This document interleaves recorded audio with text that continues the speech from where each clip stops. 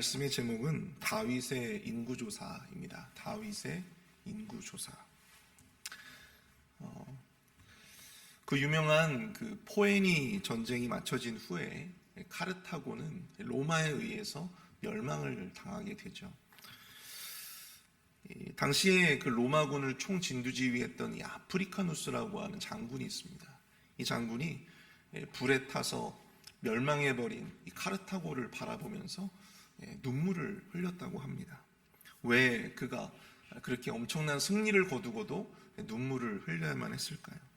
그것은 바로 이 카르타고라고 하는 이 로마의 아주 절대적인 이 마수였던, 또 정적이었던 이 카르타고가 사라지고 난 이후에 이 로마가 교만해지고 안일해져서 금세라도 이 나라가 큰 위기에 빠질 것을 그가 예감했기 때문이었습니다.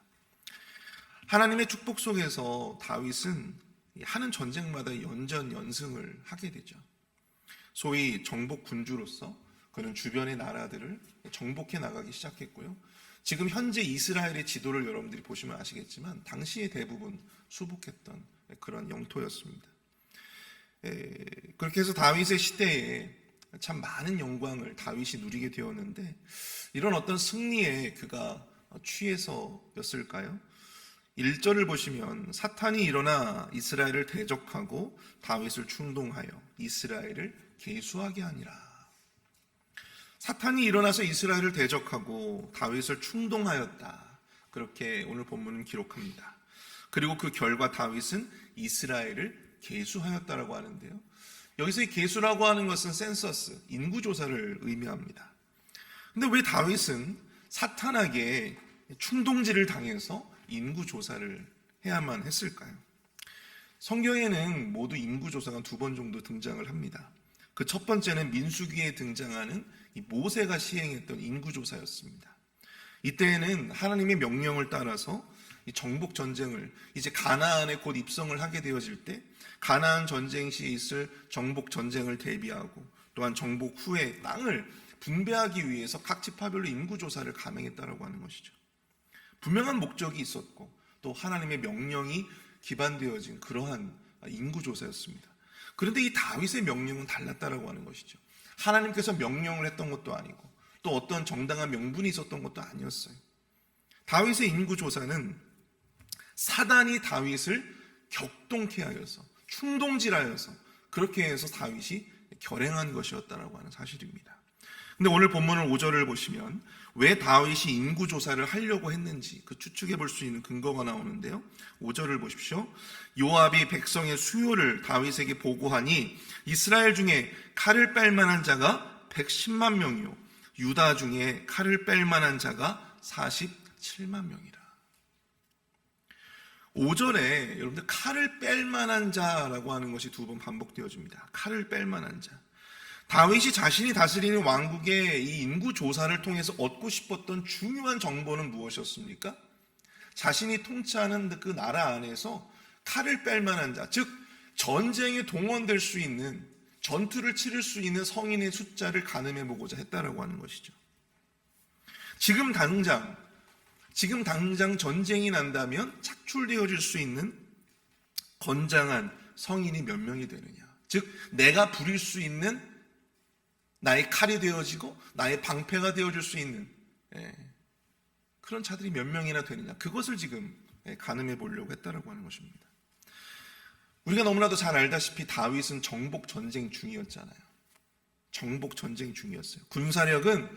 그 나라의 군사력은 다윗이 마주하고 있는 이 정복 전쟁에 있어서 매우 중요한 문제였습니다. 실제적인 문제였어요.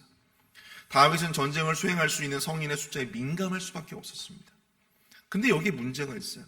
7절을 보십시오. 하나님이 이 일을 악하게 여기사 이스라엘을 치심해. 하나님이 이 일을 매우 악하게 보셨다라고 하는 것입니다.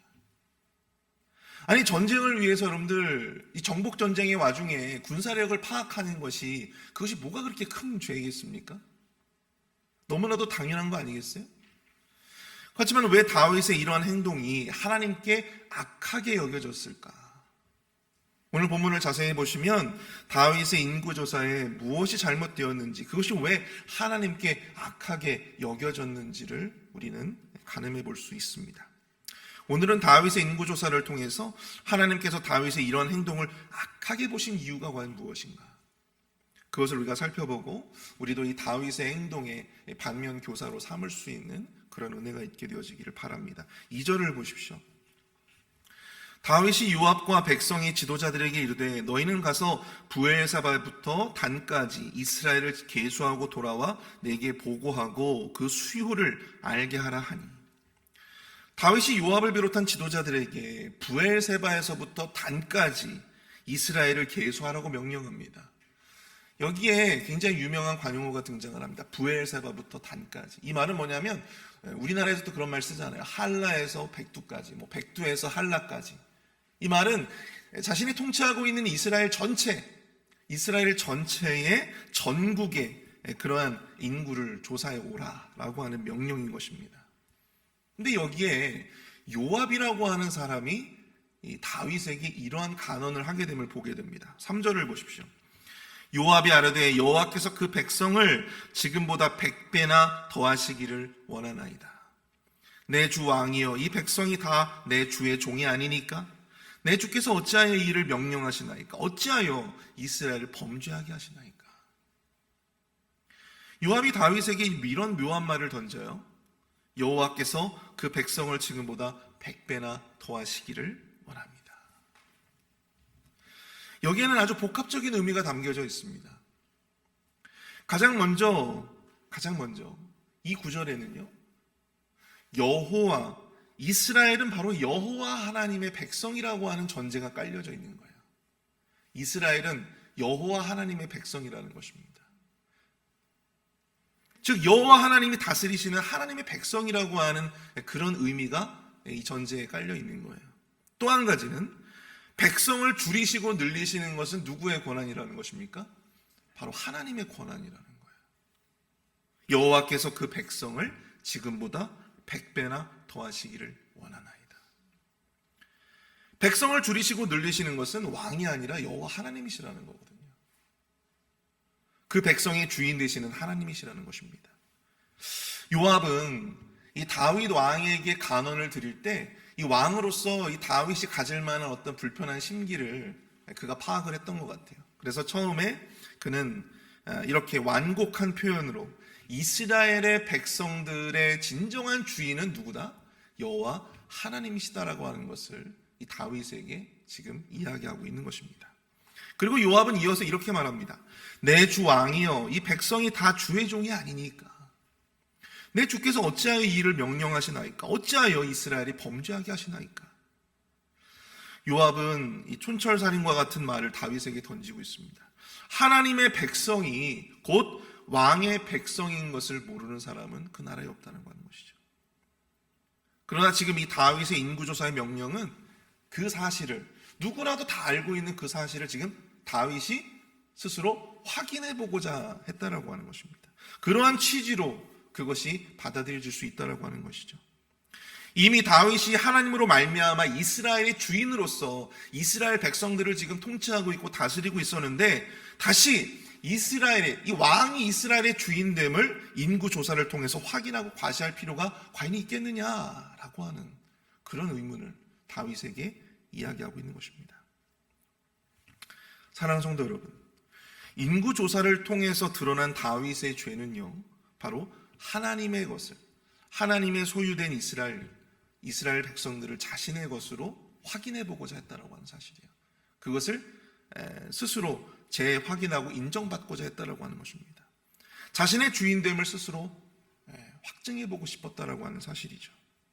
여기에 바로 다윗의 교만함이 드러나 있게 되는 것입니다. 하나님은 다윗의 이러한 마음을, 그 마음의 중심을 꿰뚫어 보시고 그것을 매우 악하게 보셨다라고 하는 거예요. 이 본문을 묵상하면서 이 교만이라고 하는 것이 과연 무엇인가라고 하는 것을 깨닫게 됩니다. 여러분, 태생부터 교만한 사람이 있을까요? 태생부터.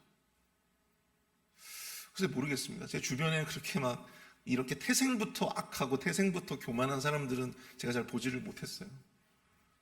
그런데 대부분 무엇이 교만을 만드냐면요, 상황이 교만을 만들고 자리가 교만을 만들어내더라고요. 아니, 멀쩡하던 사람이었는데 갑자기 높은 자리에 올라가고 나서부터 사람이 이상하게 바뀌는 거예요. 아주 겸손한 사람이었는데 자꾸만 일이 잘 되고 잘 풀리고 뭔가 이렇게 일이 잘 되고 나니까 이상하게 사람이 건방져지고 교만해지는 것들을 우리가 좀 보게 되지 않습니까? 상황이 교만을 만들어내는 것이, 자리가 그 교만한 사람이 되어지게 하는 거예요. 여러분, 다윗이 처음부터 이렇게 교만한 사람이었어요? 처음부터 하나님의 것을 자신의 소유인 양 확인해 보고자 하고 그것을 인정받고자 했던 사람이었습니까? 그렇지 않았다고 하는 것입니다. 다윗은 누구보다도 하나님을 사랑했던 사람이었는데, 그가 하나님의 은혜로 말미암아, 축복으로 말미암아 이 정복 전쟁을 통해서 계속해서 승리를 하다 보니까 이 다윗 스스로도 지금 굉장히 큰 착각에 빠져 있다, 교만에 빠져 있다라고 하는 것이죠. 우리가 이렇게 다윗의 교만의 길을 우리가 따라가지 않기 위해서 우리는 하나님의 요압을 통해서 하신 말을 여러분 잘 기억해야 합니다. 모든 것이 하나님으로부터 온 것이라고 하는 것이죠. 그 모든 것을 주관하시는 이는 하나님이시라고 하는 전제입니다. 사단은 자꾸만 이 기본적인 생각을 자꾸만 잊어버리게 만들어요. 자꾸만 그 성공과 업적을 자신과 동일시하게 만든다고 하는 것입니다. 교만에 대해서 이렇게 묵상을 하다 보니까 저 스스로도 한번 그렇게 생각을 해보게 됐어요. 그럼 너는 그러면 교만한 사람이 아니냐? 저도 마찬가지예요. 저도 이렇게 사역을 하면서 자꾸만 쓸데없는 동일시를 할 때가 있어요. 사람들한테 이렇게 인정받고 또 사람들한테 칭찬받고 또 이런 부분들이 결국엔 내가 잘해서 내가 잘나서 그렇게 된 것이냐, 그렇게 생각되어질 때가 정말 많아요. 저는 지금은 그렇지 않지만 예전에는 저도 이제 부서를 담당해가지고 사역을 하지 않았겠습니까? 제가 이 교육부서를 담당하면 주일 오후 예배가 끝나고 나면 이제 모든 교육자들이 다 이 회의실에 모여요. 그러면 그날 각 부서별로 몇 명이 출석했는지 그 상황들을 보고를 합니다. 담임 목사님께. 그러면은 이제 출석이 적은 그런 주간에는 굉장히 위축돼요. 사람이 보고를 해야 되는데, 근데 부서 인원이 점점 늘어나고 하면 어때요? 의기양양해집니다. 게다가 막 담임 목사님으로부터 격려금까지 이렇게 받고 다른 목회자들 사이에서, 그럼 얼마나 의기양양해지겠습니까? 저도 모르게 사실 이제 그런 것들을 저도 누려본 적도 있고 거기에 취해본 적도 있었던 것 같아요.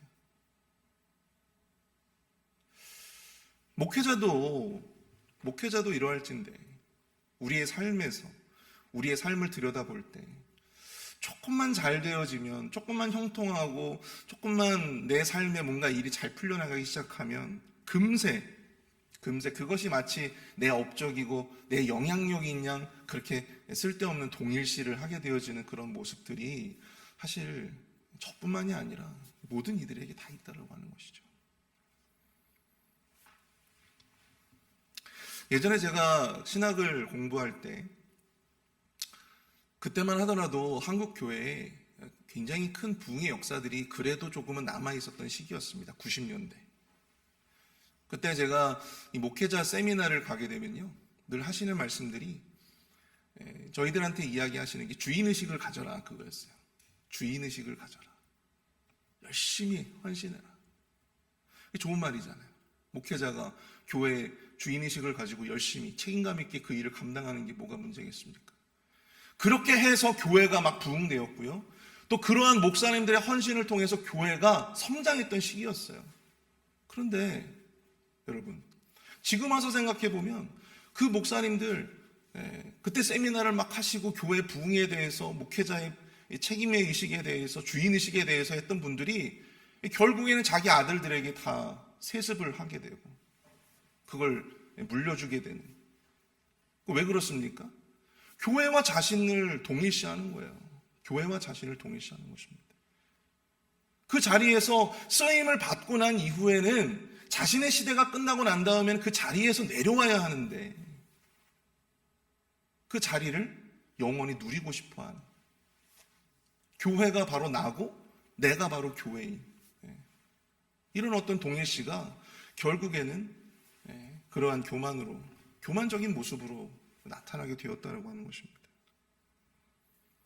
말로는 우리가 하나님의 은혜를 부르짖지만, 모든 것이 다 하나님의 영광이고 하나님의 은혜로 된 것이라고 하지만 결국에는 내가 잘해서 이룩한 건데, 내가 열심히 해서 교회가 부흥한 건데, 결국엔 내 업적이라고 하는 그 교만의 자리에서 내려오기가 싫은 거거든요. 그래서 자기 사위에게, 자기 아들에게 그렇게 교회를 마치 왕위를 물려주듯이 막 그런 모습들이 여러분 나타나는 것입니다. 사랑하는 성도 여러분, 모든 것이 하나님의 것이고 또 하나님으로부터 온 것임을 여러분 우리가 결코 잊어서 안 될 것을, 내가 여태껏 모아온 물질과 부, 내가 여태까지 쌓아온 명성, 내가 여태까지 쌓아온 어떤 영향력, 그것도 결국 내 것이 아니에요. 내가 이룩한 지위와 명성도 결국 내 것이 아니고, 그리고 그 주인됨을 확인하려고 하는 그 순간 결국엔 나도 이 다윗의 길로 가고 있게 되는 것임을 여러분들 꼭 기억하실 수 있기를 바랍니다. 오직 내 입술과 마음과 내 행동이 겸손히 내 것이 아니라 하나님의 주인됨을 인정하실 수 있는, 쓸데없는 동일시로 나아가지 아니하고 나는 그저 하나님께 일시적으로 쓰임받는 자이고, 나는 내가 가지고 내가 누리고 있는 이 모든 것들이 결국에는 영원한 것이 아니라 일시적인 것임을 우리가 인정할 때 이 다윗의 교만으로 빠지지 않을 수 있게 됨을 여러분들 기억하실 수 있기를 바랍니다. 우리 11절을 한번 보십시오. 가시 다윗에게 나아가 그에게 말하되 여호와의 말씀이 너는 마음대로 택하라. 하나님의 것을 자신의 것인 양 인정받고 싶어 했던 다윗, 그에게 하나님의 세 가지의 벌이, 선택권이 주어지게 됩니다. 여기서 11절을 보십시오. 너는 마음대로 택하라. 너는 마음대로 택하라. 근데 사실 이 원문의 의미와 이 한글의 번역은 조금 그 뉘앙스가 달라요. 자, 원문에서 이 택하라라고 하는 히브리어 갑벨이라고 하는 이 단어는요, 사실 받아들이라라고 하는 그런 의미가 강합니다. 수동적으로 받아들이라는 의미가 강해요. 근데 이 한글로 읽어보면 이것을 마치 이 벌까지도 다윗이 능동적으로 선택해야 되는 어떤 그런 것으로 우리가 이해하기가 쉽지 않아요.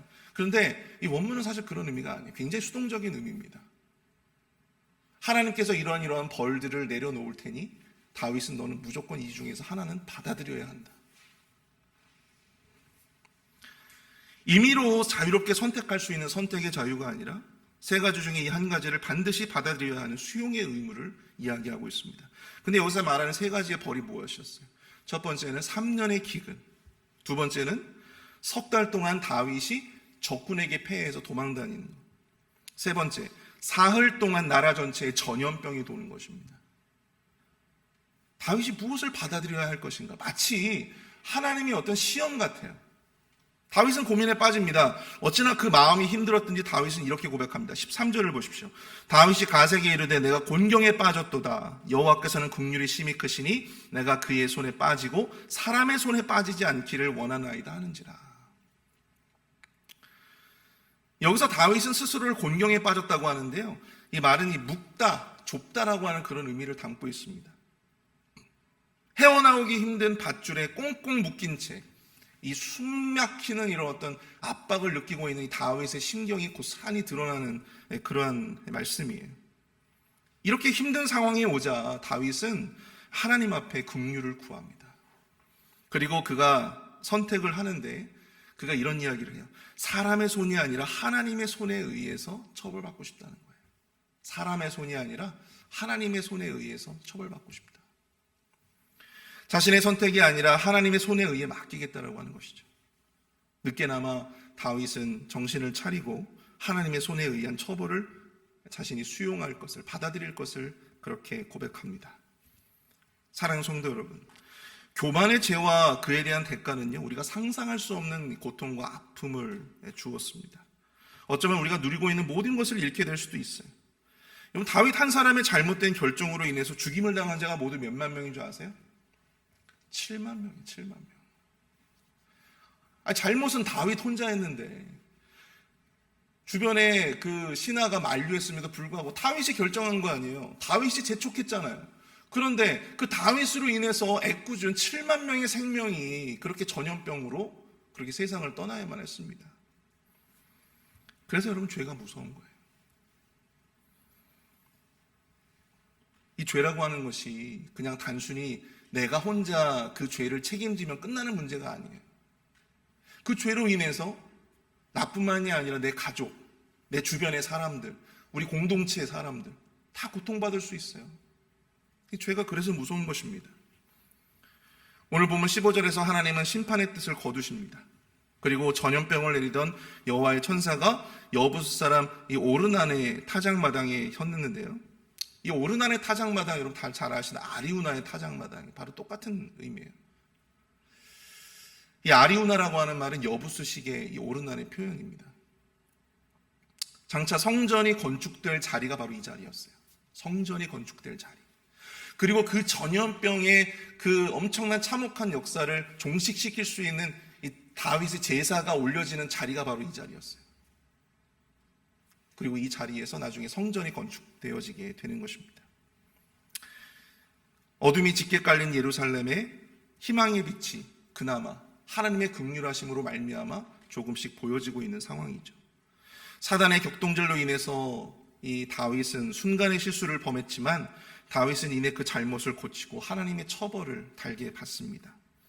그리고 하나님께서는 이스라엘을 향하신 하나님의 그 심판을 거두시고 다윗과 이스라엘에게 다시금 은혜의 빛을 비추어 주시게 되는 중요한 계기가 되는 것이죠.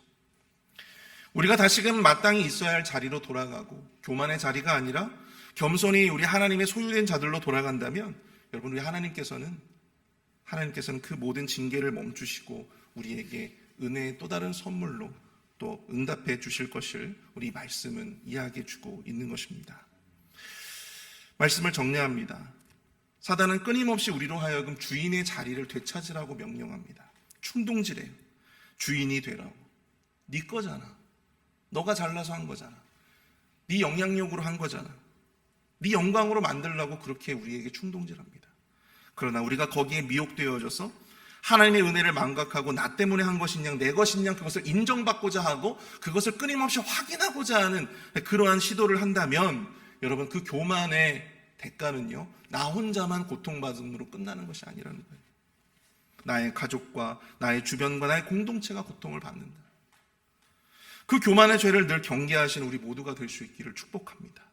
그 죄로 인해서 고통을 받는다고 하더라도 여러분, 다시금 그 자리에서 내려와 하나님께 그 자리를 양보해드리고 다시 올려드릴 때 하나님께서는 우리에게 그 모든 진노를 거두시고 다시금 은혜의 빛을 비추어 주실 줄 믿습니다. 다시금 우리로 하여금 하나님과 화목할 기회를 주시고 우리가 다시금 일어설 수 있는 은혜의 기회를 주실 줄 믿습니다. 우리 시간 함께 오늘 말씀을 생각하시면서 함께 기도하도록 하겠습니다.